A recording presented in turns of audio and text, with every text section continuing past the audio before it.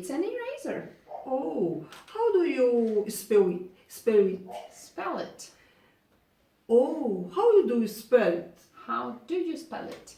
Oh, how do you spell it? Muito bom. E-R-A-S-E-R. Very good. Well, thank you very much. Excellent. Thank you. Like if you're student A, okay?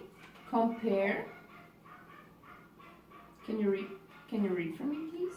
Compare photographies 1 and 2 and say what kind of lives you think these people lead. Okay, so what kind of... Olá você! Seja muito bem-vindo ao nosso fascinante mundo do autismo. Inscreva-se no nosso canal, dê o seu like e compartilhe. É isso aí. Hoje eu e o Victor estamos muito felizes que a gente está recebendo... Camila Feldberg. Olá! Quem que é a Camila? Quem que é a Camila? Bom, eu sou professora de inglês dos dois. Eu já estou dando aula de inglês para eles desde o ano passado já, Isso. né? Desde o final do ano passado. Eu dou aula de inglês desde 2012. Eu morei nos Estados Unidos quando era menina, bem novinha, então a base do inglês que eu tive foi toda quando eu era nova, mas eu nunca parei de estudar, meus pais nunca deixaram que eu parasse de estudar, graças a Deus. E aí agora eu tô aqui dando aula de inglês para esses dois lindos. Gente, muitas pessoas falaram comigo assim, Selma, mas essa questão do diagnóstico, depois que sua vida já está assim, praticamente vivida boa parte dela, porque eu estou vivíssima, viu, gente? Eu sou jovem e experiente. Justo. Mas as pessoas questionam. Sabe como é que é o povo, né? O povo questiona mesmo. Mas uma das coisas, assim, que fez toda a diferença na minha vida foi saber do diagnóstico e entender que o bloqueio que eu tinha com a língua inglesa era um bloqueio de cérebro rígido, porque eu queria ter aprendido o inglês quando eu estava adolescente. Como eu não aprendi, depois que passou isso, eu poderia ter retomado aos 23 anos, mas eu achei que eu era velha demais, que a regra era, não aprendeu de criança, não aprendeu na adolescência, não aprende mais. Daqui a 2 anos eu tava velho demais? Meu filho, eu vou contar um segredo pra vocês. Você se vê que eu também já tô velha demais, né? Eu não gostei Olha aqui, desse gente, conceito, não. repara nos dois. Olha só, contra mim, a juventude contra mim. Mas eu vou falar o seguinte, é bom demais estar com gente jovem no pedaço. Mas a gente envelhece desde que a gente nasce, Victor. Envelhece, só não envelhece quem... É verdade, né? Só não envelhece quem morre. Quem fica no caminho. Uhum. Mas aí, gente, eu vi o Victor, a aula do Victor com a Camila é de conversação. Sim, eu já tenho toda a base do inglês, do vocabulário formado, e eu e a Camila a gente tenta trabalhar a minha pronúncia, que às vezes quero uma pronúncia assim muito abrasileirada, para não dizer péssima mesmo, né, Camila? Não existe péssimo, gente. Tudo é comunicação, é o que importa. Isso mesmo. Que é o que eu costumo falar. Na verdade, eu realmente acredito que qualquer pessoa é capaz de aprender a falar inglês, independente das condições. E é o que eu venho trabalhando com eles, né? A Selma tá praticamente começando de baixo, lá da base mesmo, porque ela teve todos esses bloqueios, só que fazem parte da vida das pessoas e a gente tem que saber lidar justamente com o modo de aprendizado de cada um. O Victor, por outro lado, aprendeu com muitos vícios de linguagem que acabam prejudicando a comunicação. Mas se a comunicação é feita, então acho que não tem problema falar um pouquinho errado, ou, né, errado entre aspas, né, ou talvez não da forma nativa, desde que você consiga passar a sua mensagem, né? Isso. Isso vale para o autismo, vale para o inglês, vale para a vida, né? Isso. Agora, uma coisa que me encantou foi o seguinte. Quando ela começou primeiro com o Victor. Aí eu ficava ouvindo os dois falando, conversando em inglês. Eu arrepiava, achava tudo tão lindo. E aí um dia eu perguntei pra Camila, essa gracinha que vocês estão vendo, veio me dar aula, aquela coisa toda. Mas a Camila, gente, ela tem um jeito inclusivo de educar. Não é porque ela é inclusiva, não. Porque a educação é inclusiva. A educação vale de acordo com quem está aprendendo. E não é mais ou menos isso. Por isso que ela fala assim, todo mundo pode. Independente da idade, independente da timidez, independente de qualquer coisa. Uhum. Independente de bloqueio, pode. Você tem segredo, não tem não? Olha, eu confesso que eu não sou graduada na área, eu não tive uma especialização, né, na área da docência nem nada, mas eu sempre tive um instinto do ensino, eu acho. Então, acho que esse que é o meu maior diferencial e eu acho que é isso que me torna tão boa para vocês. Pelo menos eu acredito que o meu trabalho esteja sendo bom para vocês. E nesse sentido da inclusão, acho que faz todo sentido, porque eu me sinto uma pessoa muito empática com os meus alunos, então eu procuro entender qual que é a dificuldade deles. E a dificuldade, ela nunca está só dentro do conteúdo. Ou seja, eu acredito que a dificuldade de uma pessoa não está só ao redor do inglês, por exemplo, ou da matemática, ou qualquer que seja outra disciplina que esteja sendo aprendida, né? Eu acho que a dificuldade está lá no seu dia a dia. Então, por exemplo, se a gente não identifica quais são os nossos bloqueios desde cedo, a gente vai ter cada vez mais dificuldade de aprender. Então, às vezes, as pessoas não aprenderam a aprender, ou ainda não sabem o jeito que aprendem melhor. Então, acho que esse que é o meu objetivo como professora de inglês, no caso, que é identificar onde que estão as falhas para eu poder atuar com o conhecimento que eu tenho para passar diretamente nesses vácuos, né? Nesses gaps que seria, por exemplo, no caso de vocês, a questão do autismo.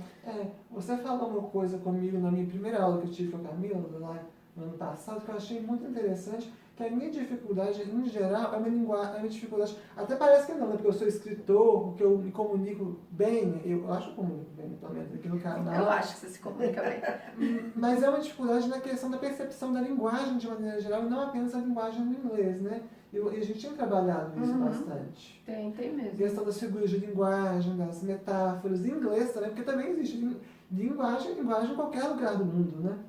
Uma coisa que me encantou é que toda vez, eu já tive aula, já fiz metade do curso de espanhol, abraço para a Lissa, né, minha professora argentina, que também era um encanto, mas eu ainda tinha vergonha, sabe? Ainda tinha vergonha de falar.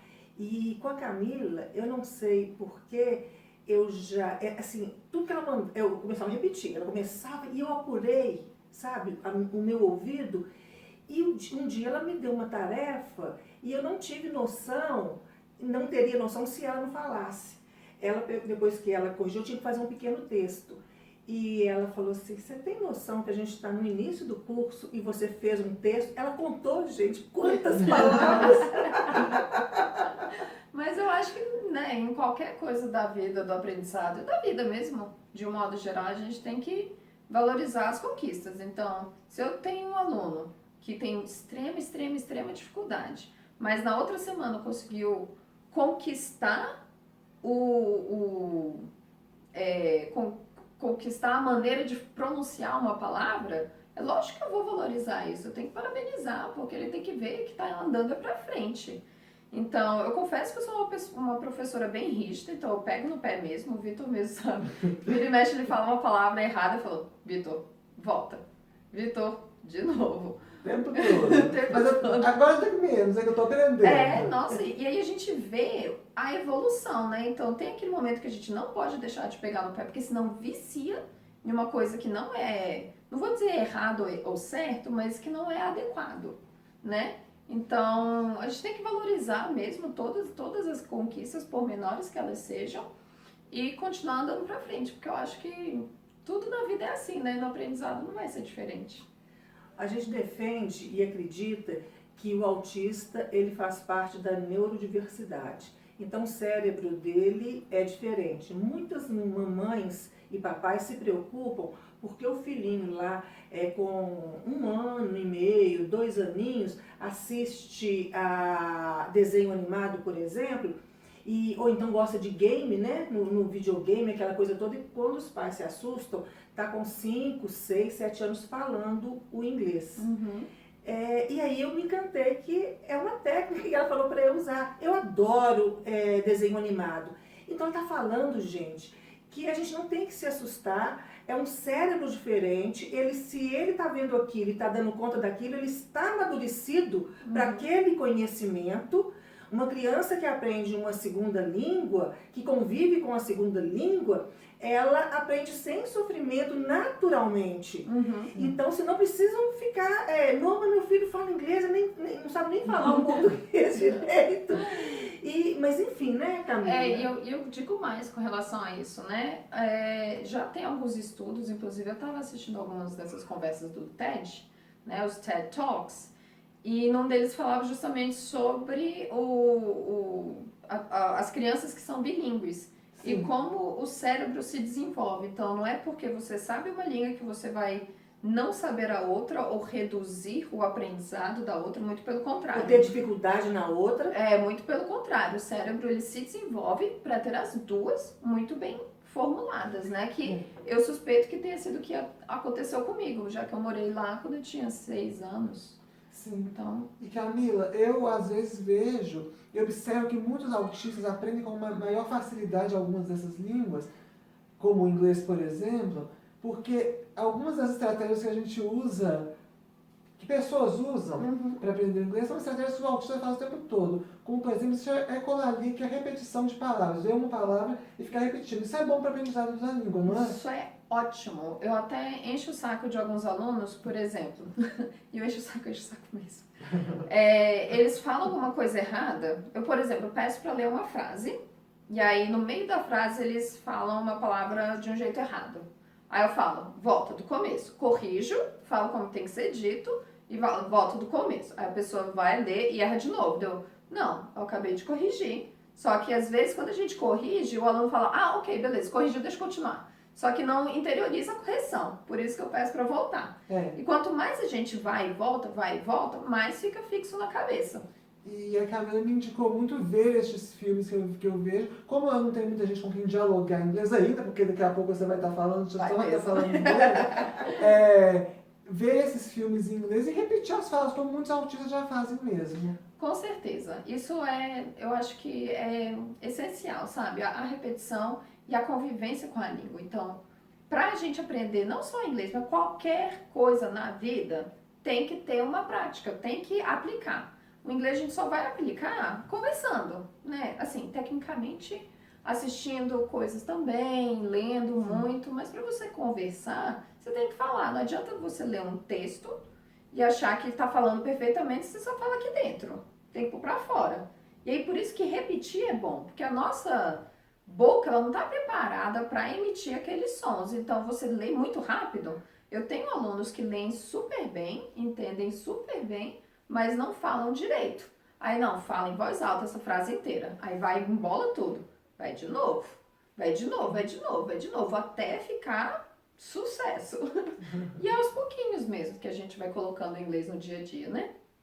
Então, gente, educador, saiba que todo mundo aprende do seu jeito, no seu momento, com a boa vontade, com conhecimento e com essa paciência que a Camila. Eu acho que paciência é essencial, mas não que eu tenha que despender paciência extra com vocês, que vocês são ótimos alunos, de verdade. De verdade. Aqui, já vou eu então tentar aparecer para a professora para despedir. Gente, foi muito 10. Vamos trazer a Camila aqui mais vezes, que ela, sim, é uma parceirona em vários momentos da nossa vida. E eu estou muito, muito feliz. I'm very, very happy. Congratulations, foi certinho. Thank you. Thank you, guys. Até a próxima, pessoal. Até.